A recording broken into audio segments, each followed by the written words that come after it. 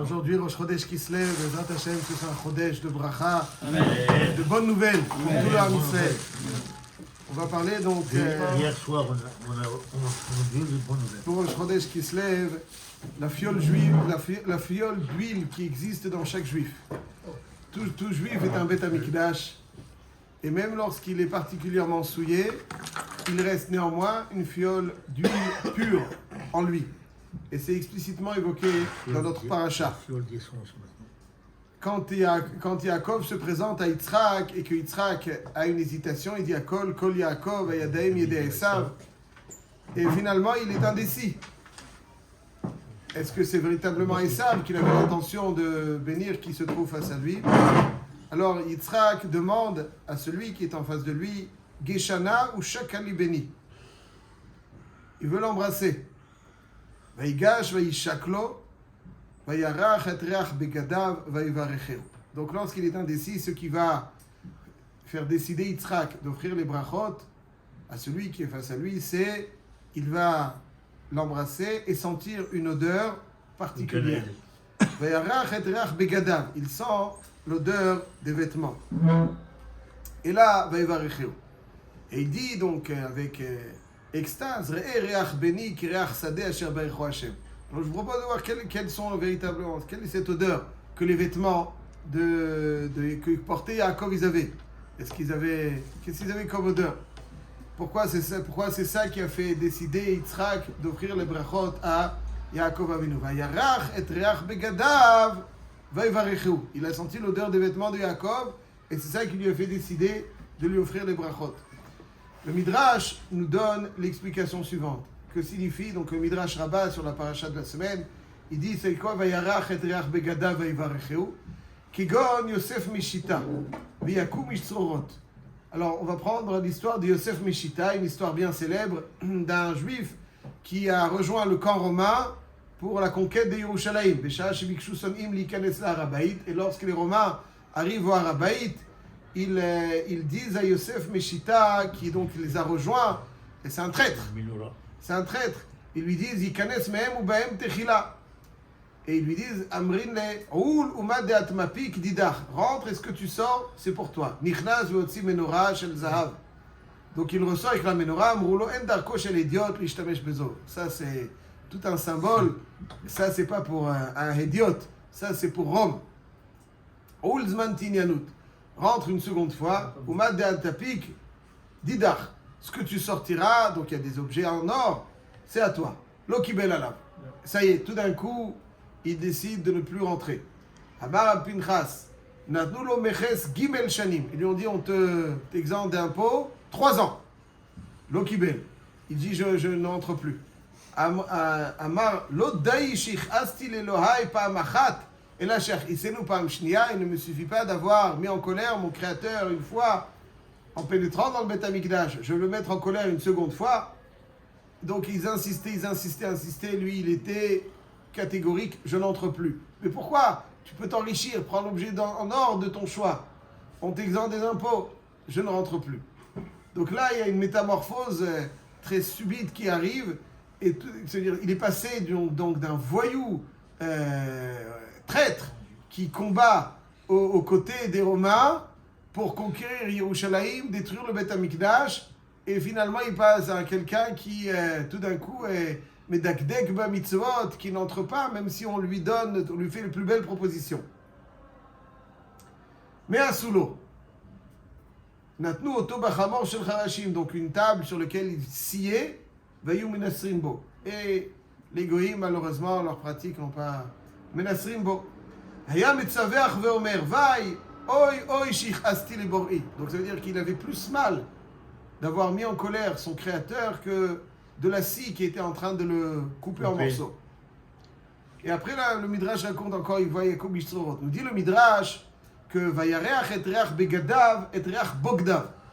Yitzhak a senti donc l'odeur des traîtres.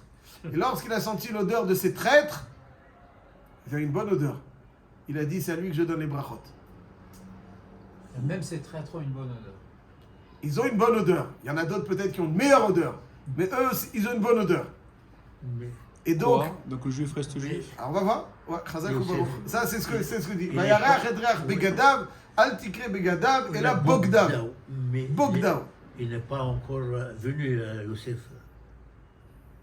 Alors, on va voir. Ouais, très bien, ok. c'est après. Mais vous savez qu'en vous, vous avez toutes les descendances qui vont suivre. En vous. Profondément en vous. Vous êtes une branche duquel vont pousser beaucoup de branches, beaucoup de bons fruits, on le souhaite. Très profond. À chaque fois que quelqu'un, c'est pas lui. Lui est celui qui sait sentir, il sait sentir. Et puis la question qu'on va poser, donc, c'est qu'est-ce qu'il a trouvé de si intéressant? Et surtout, le verbe qu'on utilise, c'est sentir. On ne dit pas qu'il a vu le roi HaKodesh, il a senti. Et lorsqu'il a senti l'odeur de ces traîtres, elle lui a plu. Il a décidé de faire la bracha. Alors attention, je ne dis pas, les tzadikim, ils ont encore une meilleure odeur. Hein. Voilà, c'est pour ça que... Loin de moi par y penser. Mais je dis que même ces traîtres, ils ont une bonne odeur. Ma'apshat. Alors, il a Haftara de Malachi dans cette paracha, c'est la Haftara de Malachi, qui est donc le dernier Navi jusqu'à aujourd'hui. D'entrée à Sar, il y a le Navi Malachi. Et donc c'est le dernier message d'un prophète jusqu'à aujourd'hui. Et donc, quel est le message qu'Hachem nous fait parvenir à nous tout au long des générations par son dernier prophète? Le premier des derniers messages, puisque c'est le début de par le Malachi. Masad var Adonai el Israël biad Malachi. Donc voilà le message qu'Akadosh Baruch Hu transmet à Israël par le biais de Malachi. Ahavti etrem amar Hashem. Hashem dit au Ham Israël, je vous aime. C'est un peu commun. En général, ce que un avis nous transmet, c'est des instructions, des instructions, mais là, il nous transmet une déclaration d'amour. Hachem nous aime. Ahavti etrem amar Hashem. Aimé. Très bonne question. C'est une très bonne question. Très bonne question. On arrive. Très bonne question. On va passer. Très bonne question. Ahavti etrem amar Hashem. Alors, on arrive tout de suite. Et la question très surprenante qui suit cette déclaration, c'est Bama ahavtanu. En quoi? Pourquoi tu nous aimes? Hein, M. Cohen, est-ce que vous avez déjà dit à quelqu'un que vous l'aimez et vous a rétorqué, mais pourquoi? Rabbinite. Jamais. Quand quelqu'un bénéficie d'une déclaration d'amour, eh bien, tant mieux. Baruch Hashem, ça fait chaud au cœur. Est-ce qu'il a besoin de lui dire pourquoi? En quoi tu nous aimes? C'est moi, je t'aime. Pourquoi? Qu'est-ce que j'ai? Si tu as fait des remontrances avant, il lui dit je t'aime. Ah, là, c'est une question. Bakara. Aval al-kol panim. Hachem qui nous dit qu'il nous aime, eh bien, il nous aime. Merci. On adore. Alors pourquoi est-ce que... Bama avtanu. Pourquoi? En quoi tu nous aimes? Et la réponse est encore plus étonnante. Hachem leur dit, mais vous voyez, Hallo ah Esav le Yaakov. Vous voyez que Esav et Yaakov sont frères. Va Hashem va Ohav et Yaakov. Et j'aime Yaakov et Esav, par contre, non. Quel est donc ce dialogue très, très surprenant? Quoi tu nous aimes? Mais regardez en quoi je vous aime. Esav et Yaakov sont frères et j'ai adoré Yaakov alors que Esav, je le haïs. Qu'est-ce que ça veut dire? Quel est le sens de ce dialogue? L'essod est le suivant. Yaakov Avinu mitato shelema. Yaakov Avinu mitato shelema, ça veut dire que Yaakov Avinu, à partir de Yaakov, toute la descendance de Yaakov est de façon indéfectible, liée à Hachem. Personne ne pourra changer cette réalité qu'il y a un lien inébranlable, indéfectible avec Akadosh Baruch Hu. Des fois, il y a des juifs qui se disent athées et qui sont obsédés par une chose, c'est leur judaïsme. Si quelqu'un il est vraiment athée, alors lâche, de quoi tu parles? Pense à autre chose.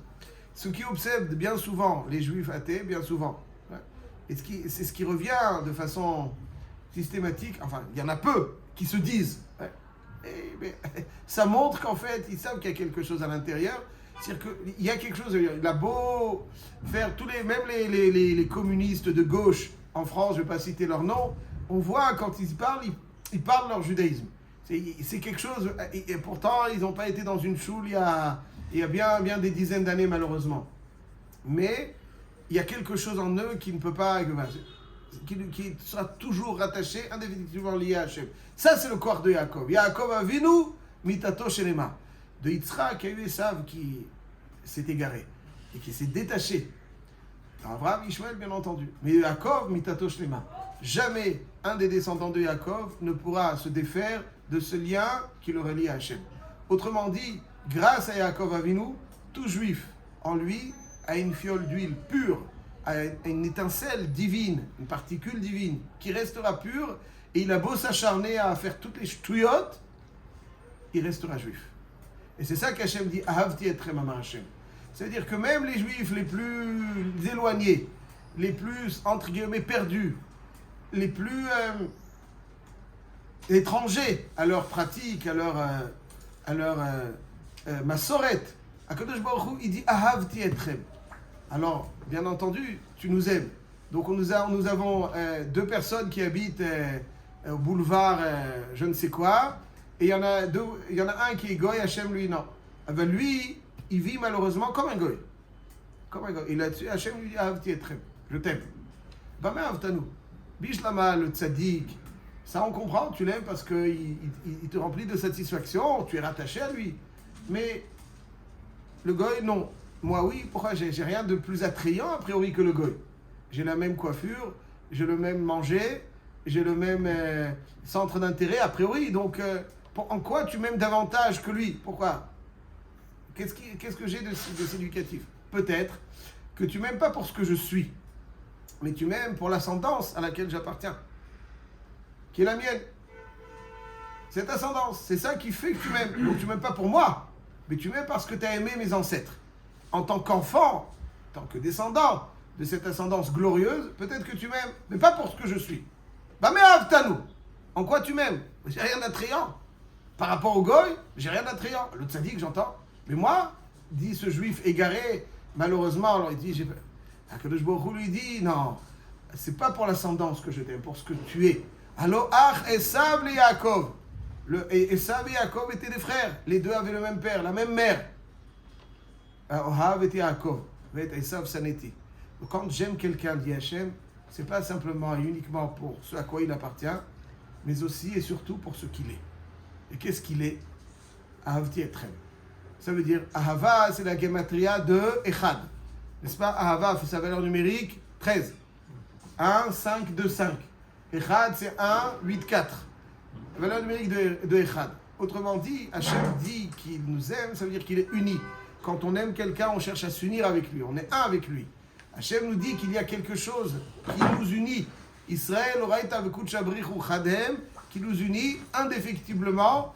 C'est cette particule divine qui vous rallie à moi, qui vous unit à moi, qui fait que vous avez quelque chose avec moi, qui fait que Israël, Afalpi Shechata, Israëlou. Israël, Afalpi Shechata, Israëlou. Ayoudi, et ça, on le voit surtout dans ces périodes-là. Ouais, des fois, des gens qui oublient un petit peu leur judaïsme, mais qui ont en eux cette étincelle qui brille et qui finalement, des fois, ils se sentent faire partie profondément du Ham Israël. Ils se sentent faire partie profondément du Ham Israël. Si tu touches un juif dans un des pays du monde, c'est le peuple juif dans son ensemble qui a mal. Parce que le Ham Israël, il est profondément... Ah, lui, là, il mange pas kasher, il ne pas shomer Shabbat. Aval, il est mechoubar au Ham Yehudi. Il est mechoubar. Pourquoi? En quoi? Il est mechoubar, parce que c'est la mitziout. C'est comme ça. Il y a quelque chose de vachet. Et certaines fois, dans certaines circonstances, cette étincelle se transforme en une étincelle qui va se transformer en un volcan qui va lui permettre donc de se dévouer corps et âme pour le Ham Israël. On a des gens qui étaient au bout du monde, qui cherchaient à se déconnecter qui cherchaient à se déconnecter de tout. Ils sont partis au bout du monde pour oublier. Ils ont entendu qu'il arrive certaines choses, ils lâchent tout, et ils viennent et ils se mettent en danger. Attends, j'ai pas compris. Tu es là-bas, tu veux tout oublier, et tout d'un coup, lorsque le Ham Israël est en danger, tu reviens, et pas simplement tu reviens. Tu reviens et tu te sens tellement concerné, tu es prêt à mettre en danger ta vie. Ma pshat, zapshat. Le pshat, il dit que cette étincelle, elle est là. Des fois, elle est enfouie, elle n'est pas suffisamment, elle ne s'exprime pas suffisamment. Mais lorsqu'il y a certaines choses qui vont faire que cette étincelle va devenir un feu magnifique qui va rendre l'homme, ce juif, feu et flamme pour son peuple, pour la Torah et pour Akadosh Baruch Hu et le Ham Israël. C'est ça, Ahavti etrem amar Hashem. Ahavti etrem amar Hashem. Aucun juif ne peut dire moi je suis déconnecté, ça n'existe pas. Tu peux t'acharner, tu peux essayer d'arracher, mais ça fait partie de ton essence. Tu ne peux pas toucher à cela. Et c'est ça que Yitzhak Avinu a senti en Yaakov. Il a senti. On parle de sentir. Quand on voit, c'est des choses plutôt évidentes. Mais des fois, vous pouvez avoir deux personnes qui sont identiques. Les deux, ils ont les boucles d'oreilles. Les deux, ils ont peut-être des tatouages. Les deux, ils ont peut-être d'autres choses qui finalement, on ne voit pas la différence. Tu vois, lui, c'est un non-juif, lui, c'est un juif. Tu vois la différence? Les deux, ils ont le piercing, les deux, ils ont le je ne sais quoi. Maëvdel, tu vois pas. Mais celui qui sait sentir, il sent. On sent des choses qui sont enfouies, qui sont imperceptibles à autre chose que à la capacité de sentir ce qui est enfoui en tout. Vayarach et reach begadav. Vayarach, il a senti. Il est parti. Même le Mashiach, il a marqué qu'il sentira. Il sentira à chaque âge. Il sentira. Et cette capacité à sentir, c'est ça, finalement, qui est le reach nichoach d'Hashem. C'est un reach nichoach d'Hashem. Il y a un reach nichoach d'Hashem. Et c'est ce que Yitzhak sent ici, c'est le signe que Yaakov Avinu aura la capacité de rallier, vu sa force, de rallier toute sa descendance, quoi qu'il arrive, au Ham Israël. Vayarach et reach bogdav. Et il sent que même dans ces bogdim, il y a une senteur du Gan Eden. Reach beni ki reach sadeh. Ah, pourtant il a quelque chose. Kol Israël, yesh lahem helek laolam haba. Tout le monde a quelque chose, une partie qui le rallie au Olam haba. Alors c'est sûr que plus il est tzaddik, plus il y a une odeur agréable. Aval, quoi qu'il en soit, il y a toujours quelque chose qui rallie. Et ça, c'est donc la fiole d'huile qui nous introduit dans le mois de Kislev. Cette huile, des fois, un Beth Amikdash, il peut être souillé, il peut être totalement sali, il peut être totalement profané. Mais quoi qu'on fasse, même s'il y a un acharnement de la galoute des Grecs pour souiller ce Beth Amikdash, la galoute ne pourra jamais venir à bout de cette fiole d'huile. Avec tout l'acharnement de la galoute sur le Beth Amikdash qu'est chaque juif, il y aura, quoi qu'on le fasse, il y aura toujours cette fiole d'huile qui demeurera. Et notre rôle, c'est justement d'animer cette fiole d'huile, de l'utiliser, parce que lorsqu'on sait l'attraper, alors elle brille beaucoup plus qu'on ne le pense. Elle brille, les malaminateva, 8 jours, c'est les malaminateva. Cette fiole d'huile, elle a beaucoup des capacités qui dépassent l'entendement, qui dépassent la restriction de la nature. Et c'est cette fiole d'huile qui existe en tout juif, qui nous permet, Bezrat Hashem, de voir la lumière éclairer, et une petite bougie éclaire, chasse tant de ténèbres. Alors Bezrat Hashem, cette fiole d'huile du Ham Israël et bien plus va nous aider à nous débarrasser de tout le rocher que certains cherchent à imposer pour Bezrat Hashem, que le Ham Israël bénéficie de tous les plus beaux rayonnements qu'Akadosh Baruch Hu nous enverra. Amen.